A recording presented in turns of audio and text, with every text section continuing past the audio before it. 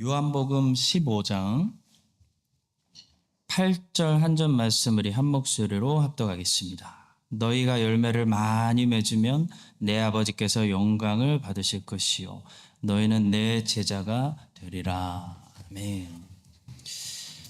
하나님을 영화롭게 하는 방법 17가지 오늘 두 번째 시간입니다. 많은 분들이 하나님께 영광 돌리고 싶은데 어떻게 하는 것이 하나님께 영광 돌리는 것인지 구체적인 그 모습이 낯설고 그 방법을 모를 때가 많습니다. 그래서 토마스 왓슨이 가리키는 하나님을 영화롭게 하는 방법 17가지를 우리가 몇 주 동안 수요 예배 때 살펴보면서 이렇게 하는 것이 하나님께 영광이 되는 것이구나 라는 것을 깨닫는 역사가 있기를 바랍니다. 먼저 지난주에 배웠던 3가지 방법을 좀 복습부터 해보겠습니다.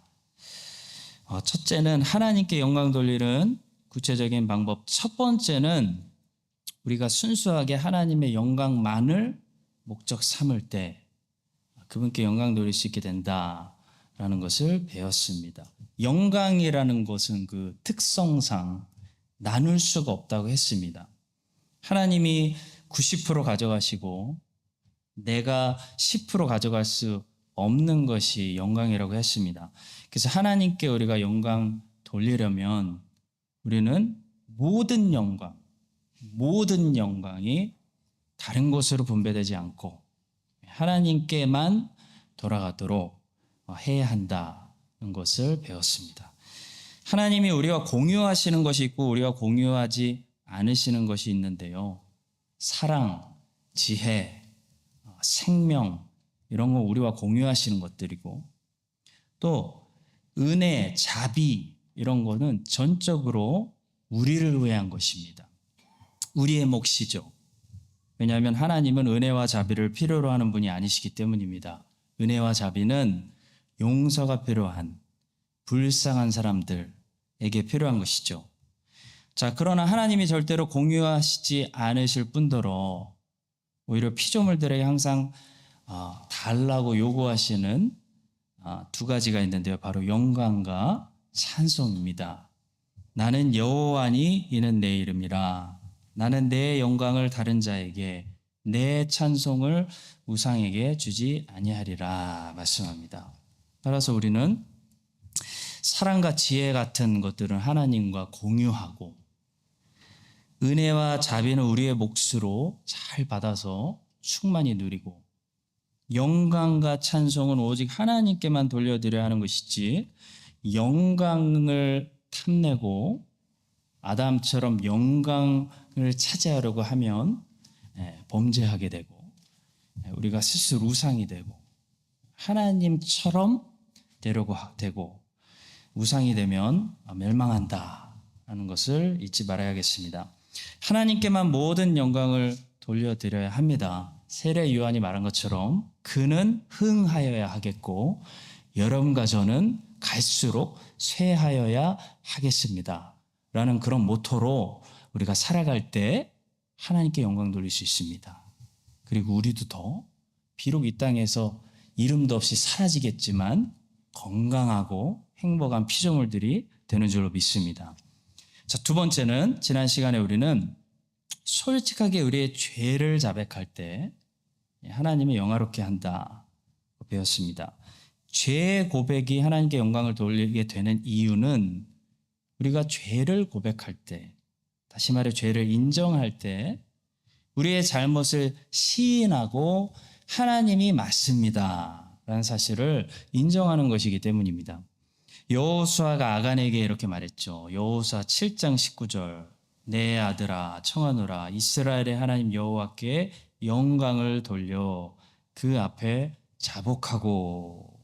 여호수아는 이 아간이 자기 잘못을 인정하고 자복하고 회개하는 것이 하나님께 영광을 돌리는 것이다 라고 신기한 말을 했습니다. 자, 아담과 하와는 죄짓고 하나님께 신문당할 때 빨리 죄를 인정하지 않았습니다. 그래서 이런저런 핑계를 댔죠. 그 핑계를 자세히 들어보면 아담과 하와가 오히려 하나님을 신문하고 있는 것 같습니다.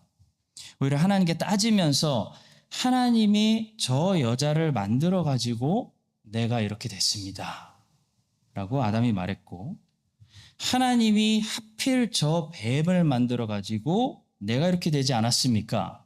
라고 하와가 말하면서 하나님 잘못했습니다. 하나님 똑바로 하셔야죠. 하나님 틀렸습니다. 나를 그런 상황에 두시면 안 되죠. 라고 말했다는 거예요.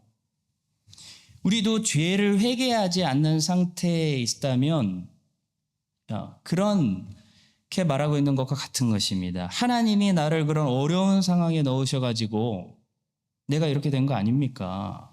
이렇게 반역하고 있는 상태에 있는 것과 같은 것이에요. 그래서 성도 여러분, 우리가 만약에 회개한다는 것은 이걸 인정한다는 거예요. 내가 틀리고 내가 입이 100개라도 내가 틀렸고요. 하나님이 옳았습니다. 라는 것을 인정하는 것이기 때문에 우리 죄의 고백이 항상 하나님께 영광을 돌리게 되는 것입니다. 하나님은 선하십니다. 라는 고백이 되는 것입니다.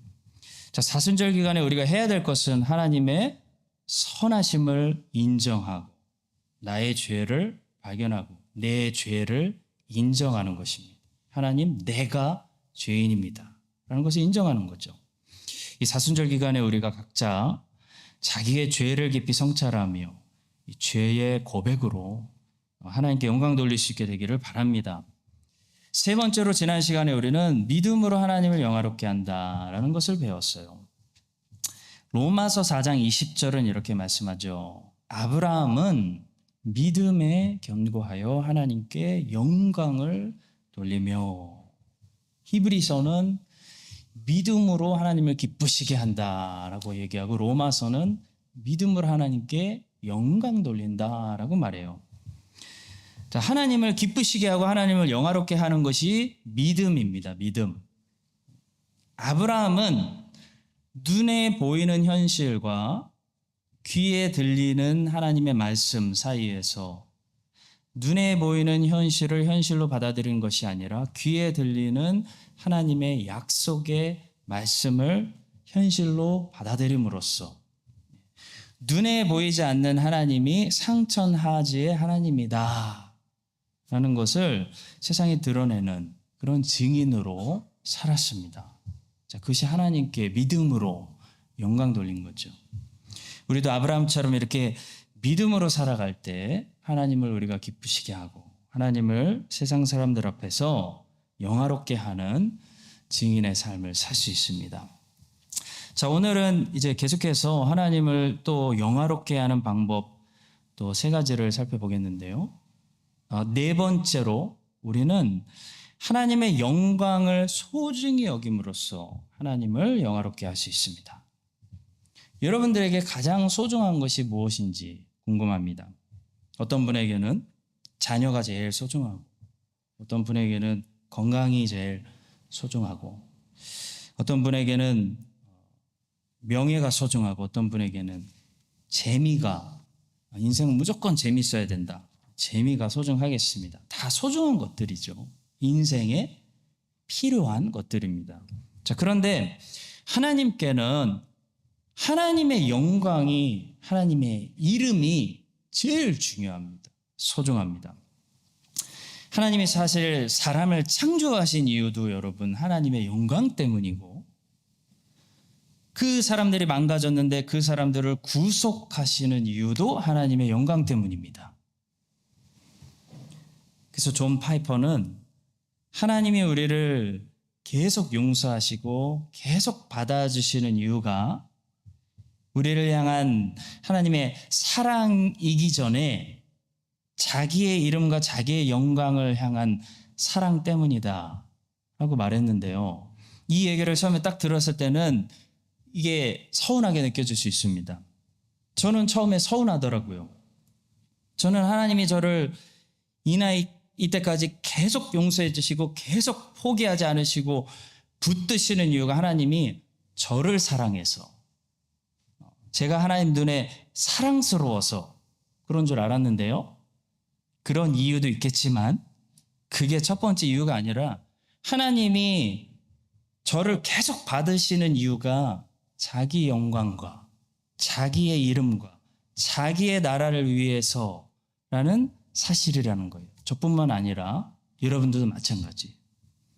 자, 처음에 이 사실을 듣고 좀 서운했는데 곰곰이 생각할수록 오히려 이것이 저에게 참 다행이라는 생각이 들었어요. 반대로 생각해 보니까 하나님이 나를 계속 용서해 주시고 계속 받아주시는 그 이유가 만약에 저에게 있다면 그 사랑은 굉장히 위태로운 사랑이겠다. 불안하겠다. 그런 생각이 들었습니다. 근데 다행히도 하나님이 여러분과 저를 계속 받으시고 사랑해 주시는 근거가 우리에게 있지 않고 하나님 자신에게 있다면 자신의 이름과 자신의 영광 때문에 자기의 나라 때문에 계속 포기하지 않으시고 우리를 사랑해 주신다면 이건 확실히 믿을 수 있는 흔들리지 않는 사랑이구나. 이 사실을 깨닫게 되는 것입니다. 자, 성경에 보시면 하나님께서 선지자들을 통해 그 사실을 선포하세요. 가르치세요. 하나님이 범죄하는 이스라엘을 끝장내지 않으시고 계속 포기하지 않으시고 신실하게 사랑해 주시는 이유가 이스라엘에게 있는 것이 아니라 하나님 자신에게 있다라는 사실을 말씀해 주시는 그런 말씀들이 많이 있습니다. 이사야 48장 9절에서 이렇게 말씀하십니다. 내 이름을 위하여 내가 노하기를 더디할 것이며 내 영광을 위하여 내가 참고 너를 멸절하지 아니하리라. 시편 106편 6절부터 8절을 한번 들어보십시오. 우리가 우리의 조상들처럼 범죄하여 사악을 행하며 악을 지었나이다. 우리의 조상들이 애굽에 있을 때 주의 기이한 일들을 깨닫지 못하며 주의 크신 인자를 기억하지 아니하고 바다 곧 홍해에서 거역하였나이다. 그러나 여호와께서는 자기의 이름을 위하여 그들을 구원하셨으니 그의 큰 권능을 만인이 알게 하려 하심이로다. 말씀합니다. 제가 예전에 시카고에 잠깐 살았었는데요. 그때 시카고 불스 농구팀이 어느 날 엄청난 뉴스를 발표했어요. 바로 데니스 로드맨이라는 선수를 영입한다는 뉴스였습니다. 데니스 로드맨은 당시 문제가 많은 선수였습니다. 마이클 조던하고 스카리 피펜하고 친하지도 않은 사이였어요. 그 전에 거의 격투기할 정도로 디트로이트하고 서로 붙은 적이 있었기 때문에 사이가 안 좋았습니다. 그런데도 시카고 불스는 데니스 로드맨 영입을 밀어붙였고 거기에 조던과 피펜도 그 누구도 신기하게 반대하는 사람이 없었습니다. 아무도 좋아하지 않았고 원수처럼 싸운 적도 있고 도덕적으로 미국에서 문제가 많기로 유명했던 이 데니스 로드맨을 영입을 한다고 하는데 정말 놀라운 것은요. 시카고에서 그걸 반대하는 사람이 아무도 없었다는 거예요. 오히려 웰컴 하는 거예요. 왠지 아십니까? 시카고가 다시 우승하려면 데니스 로드맨 같이 골 밑에서 싸워주고 리바운드를 잡아줘야 하는 몸을 사리지 않는 이 자신을 던지는 터프한 파워포워드가 필요하다는 것을 시카고 사람들은 누구나 인식하고 있었기 때문이에요. 결국 시카고 불스는 그때 데니스 로드맨을 데려왔고 그것이 성공적이어서 3번의 우승을 더 추가했습니다. 여러분 아시는지 모르겠지만 마이클 조던이 데니스 로드맨을 별로 좋아하지 않았습니다. 사이가 안 좋았습니다. 그런데도 마이클 조던은 데니스 로드맨을 꽉 붙들었습니다. 왜냐하면 마이클 조던이 원하는 우승에 데니스 로드맨만큼 온몸을 던져서 헌신하는 선수가 없었기 때문입니다.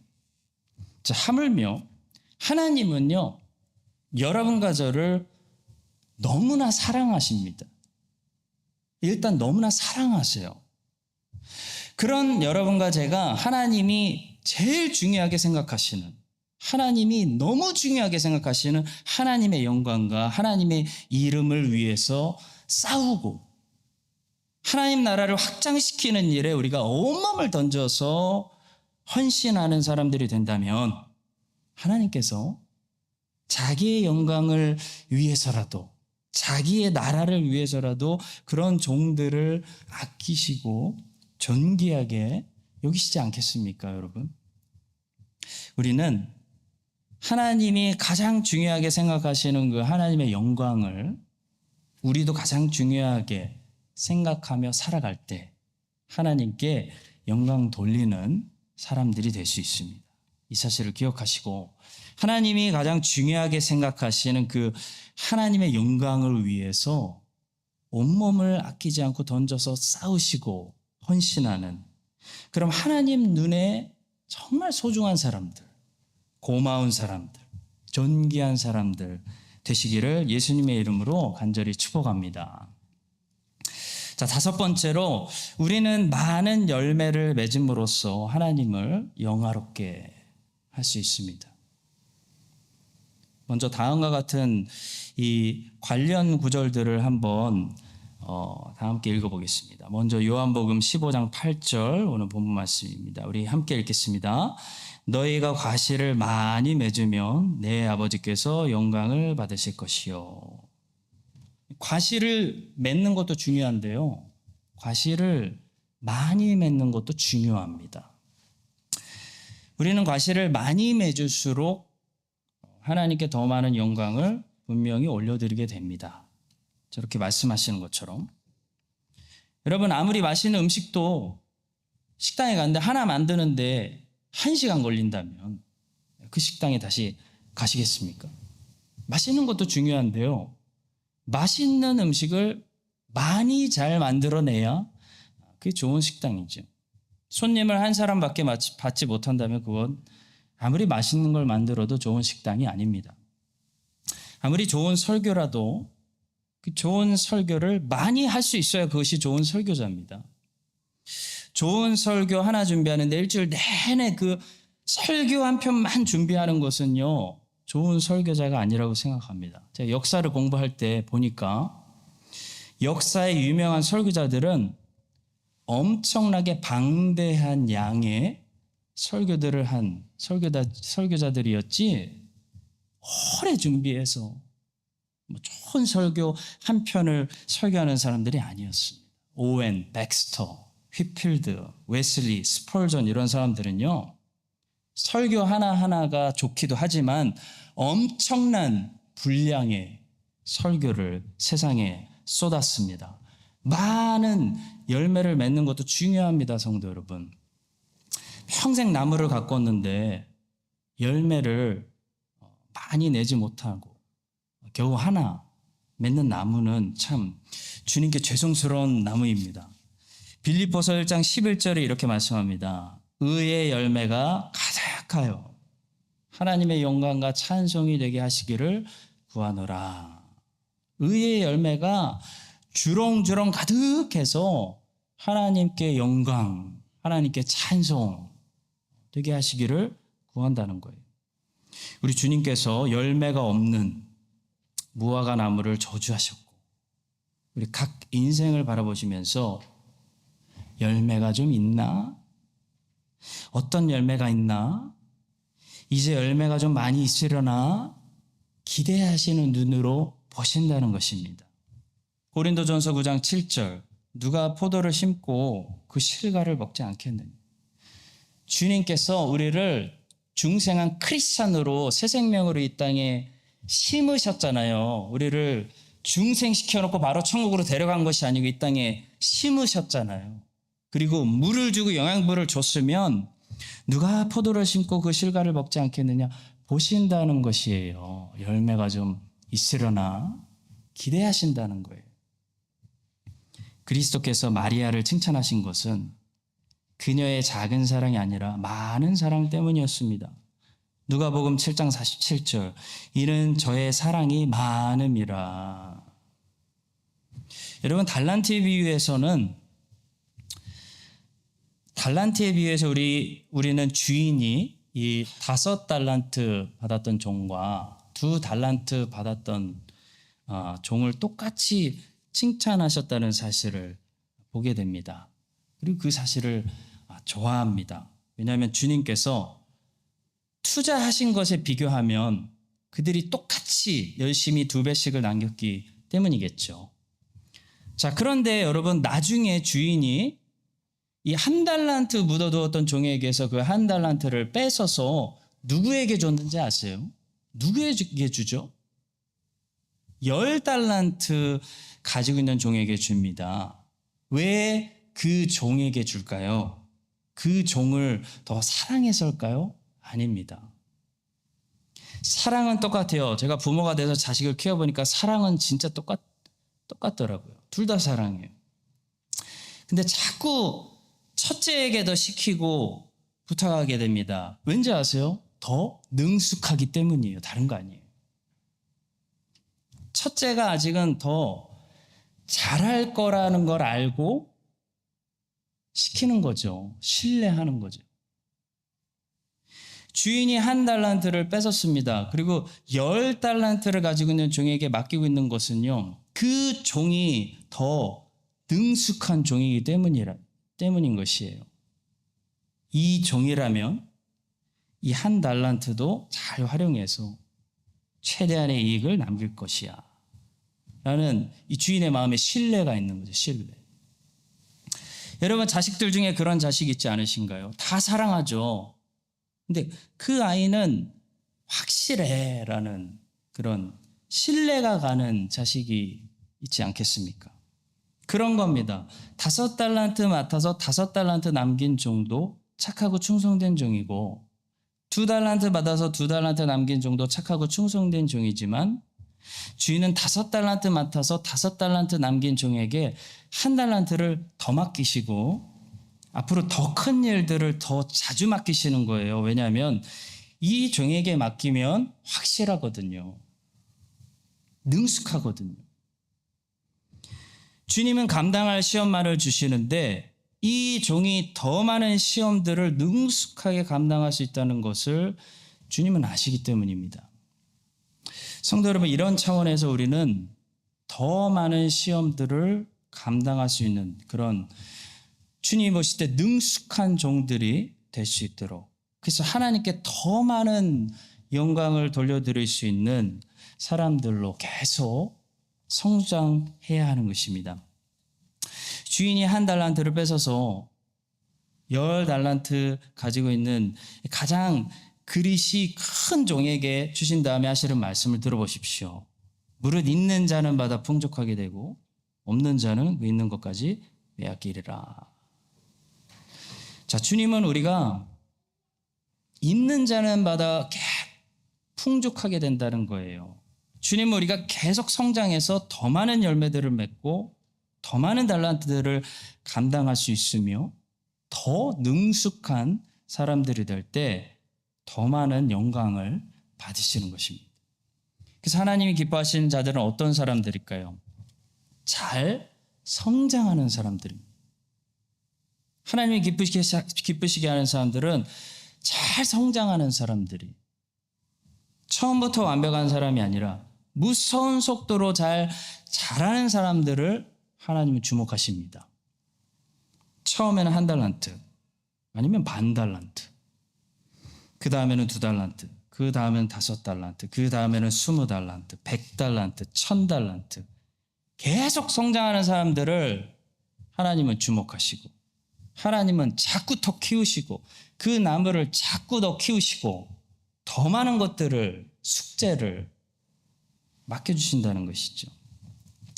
여러분, 이 사실을 기억합시다. 하나님은 자기 사업에서 절대로 손해보시는 분이 아닙니다.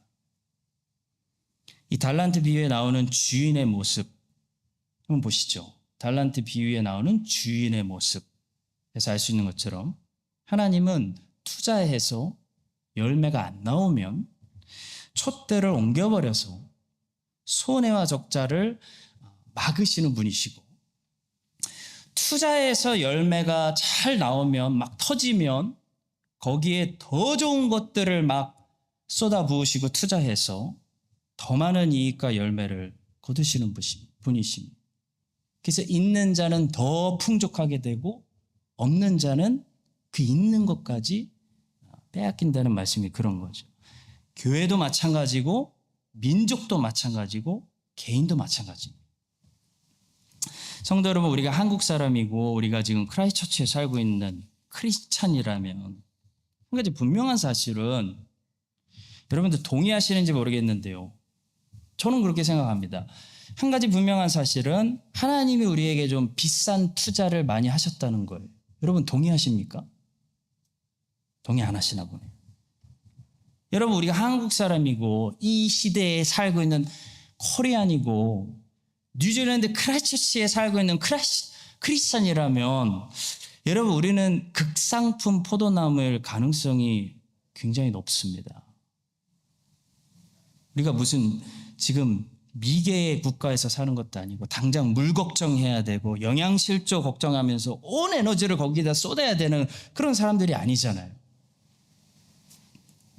그렇다면 하나님은 굉장히 우리에게 투자를 많이 하셨고, 그 얘기는 하나님이 여러분과 저의 인생을 이렇게 보시면서 많은 열매들, 우리는 많은 열매들을 기대하고 계시다는 것입니다. 우리는 많은 열매를 맺어야 되는 그런 인생들이 분명해 보입니다. 이 사실을 여러분 기억하시고 여러분과 제가 많은 열매 맺는 인생들이 될 수 있기를 간절히 축복합니다. 많이 열매 맺는 나무는 세 가지 특징을 가지고 있습니다. 하나는 계속 자라고 성장하고 있다는 증거를 가지고 있습니다. 여러분, 그런 증거를 확인하셔야 돼요. 계속 자라고 성장하고 있고, 또 하나는 올해는 작년보다, 내년에는 올해보다 해가 갈수록 더 많은 열매들을 맺는다는 특징을 가지고 있고, 마지막 세 번째는 중요한데요, 마지막 세 번째는, 그 얘기는, 많은 열매들을 맺는다는 얘기는 농부가 늘 우리에게 더 좋은 것들을 투자한다는 것입니다. 5년 전하고 지금하고 농부가 투자하는 것이 달라진다는 거예요. 더 많이 투자한다는 거예요. 열매들을 많이 맺은.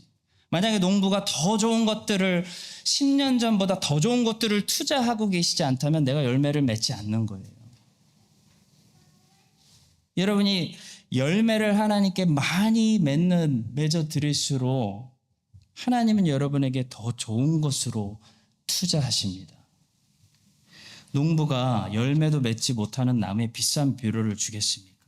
잘 자라는 나무에 비싼 비료를 투자하는 거죠. 마찬가지로 왜 내 인생에는 좋은 것들이 없습니까? 좋은 것들 안 주십니까? 불평하지 말고 내가 얼마나 좋은 열매들을 하나님께 드리고 있는지부터 생각해야 됩니다.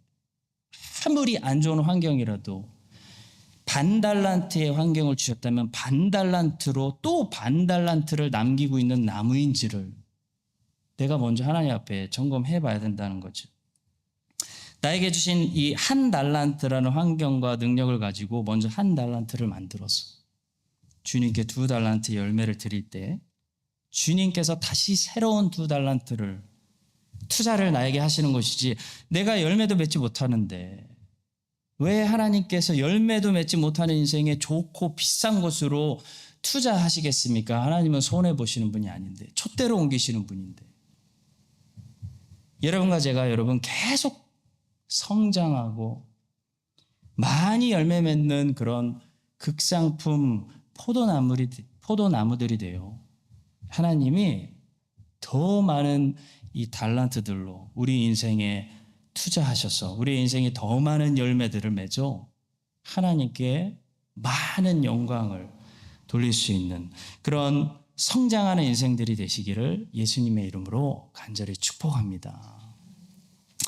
자, 마지막으로 우리는 하나님께서, 오늘 우리가 끝에 찬송에서도 불렀는데요, 하나님께서 주시는 어느 상황과 환경에서도 만족할 때 하나님께 거기서 영광을 돌리게 됩니다. 여러분, 바른 신학과 그 신학에서 나오는 바른 신앙을 가지고 있는 사람이라면 이렇게 생각할 거예요. 크리스찬이 닥치는 모든 상황과 환경이 소극적으로 얘기하면 하나님이 허용하시는 상황이고, 조금 더 적극적으로 이야기하면 하나님이 선택해서 우리에게 숙제로 맡겨주시는 환경이라는 사실을 믿을 겁니다. 자, 그럴 때 어떤 상황을 크리스찬이 맞이하든지, 바벨론을 맞이하든지 사울의 창을 맞이하든지, 지금 이 상황이 하나님이 위에서 판단하셔서 나에게 최선의 환경이기 때문에 감당하라고 맡겨주시는 감사한 환경으로 받아들이고, 그 상황 속에서도 눈에 불을 켜고 지금 이 상황 속에서도 하나님께 마땅히 감사를 찾아내며, 하나님이 주신 감사한 제목들을 부지런히 찾아내면서 하나님 때문에 그래도 감사하고 행복합니다 라고 고백할 수 있는 사람들이 하나님께 믿음을 통해 하나님을 그 상황에서도 인정하는 것이기 때문에 하나님께 영광 돌린다는 거예요. 사도 바울이 그랬습니다. 사도 바울 perfect example. 사도 바울이 그랬어요. 여러분, 바울이 어떤 삶을 살았는지 기억하십니까? 사도 바울이 크리스찬이 된 다음에 전능하신 하나님이 고의적으로 사도 바울에게 허락하신 상황들이 어떤 상황들이었는지 여러분 기억하세요? 감당하라고 맡겨주신 상황들, 절대 쉬운 상황들 아니었습니다, 여러분. 사도 바울은 자기가 하나님께 받은 상황들에 대해서 이렇게 말했습니다. 고린도후서 11장 23절입니다. 내가 수고를 넘치도록 하고 옥에 갇히기도 더 많이 하고 매도 수없이 맞고 여러 번 죽을 뻔하였으니, 거기까지만 말씀할게요. 더 길다는 거 우리가 알고 있어요. 여러분, 이런 모든 상황들이 바울은 어떻게 생각했냐면, 바울은 하나님이 위에서 판단하사 지금 자기에게 최선이라고 여기셨기 때문에 맡겨주신 상황들이었다고 고백했다는 것이에요. 아니, 오히려 감사했다는 것이, 주 예수의 영광과 나의 삶을 위해서 이게 최선의 상황을 주셨구나. 그 고백을 하고 고린도 서신을 쓴 후에도 바울의 상황은 전혀 좋아지지 않았습니다.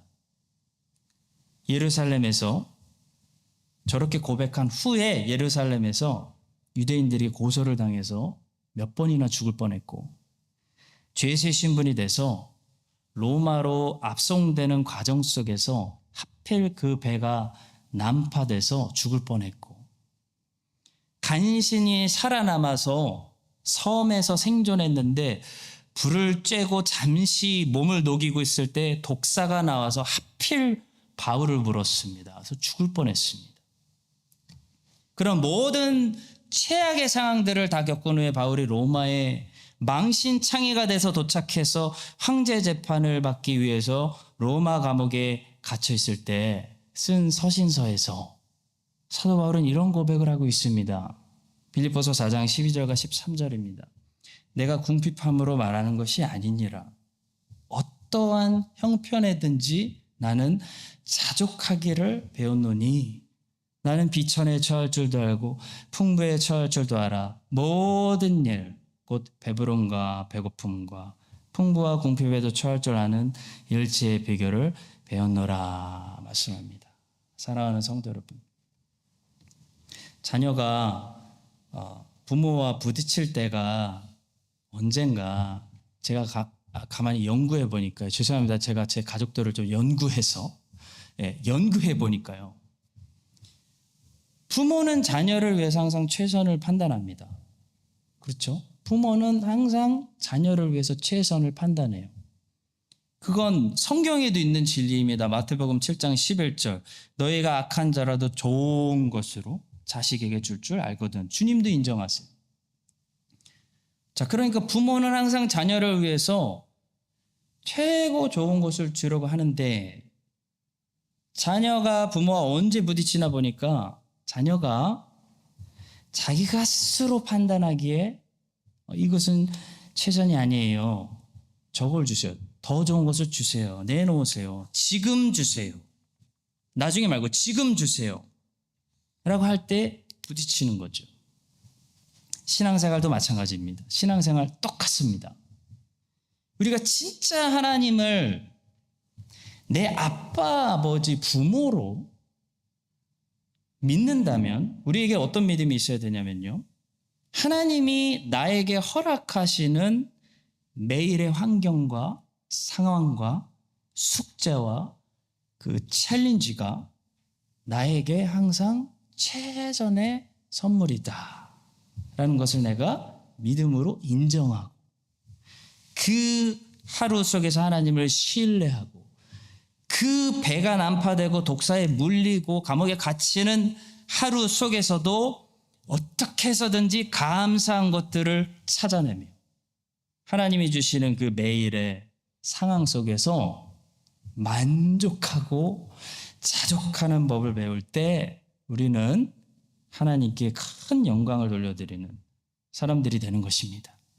이 사실을 명심하시고 여러분들이 바른 신학으로 바른 신앙을 가지고 하나님을 믿고 있다면 여러분들에게 주어지는 그 매일의 환경이 우연이나 사고로 하나님의 실수로 일어나는 것이 아니고 하나님이 의도적으로 고의적으로 주시는 환경이라는 것을 여러분들은 알고 있을 것입니다. 그렇다면 그 상황이 지금 여러분들의 눈에 좋게 보이지 않을지라도 아니 왜 독사가 나오고 그래? 아니 왜 꼭 배가 난파돼야 돼? 않을지라도 사도 바울처럼 돌 맞고 배가 난파되고 독사가 물고 감옥에 갇히고 하는 상황 속에서도 하나님을 여러분 기뻐하셔야 됩니다. 하나님을 믿음으로 기뻐하시고 그 매일의 삶 속에서도 예수님 안에서 신앙으로 만족하고 감사하고 찬송하는 비법을 배워서 하나님께 여러분과 제가 함께 큰 영광 돌리는 그런 여러분과 저의 삶을 살 수 있기를 예수님의 이름으로 간절히 축원합니다.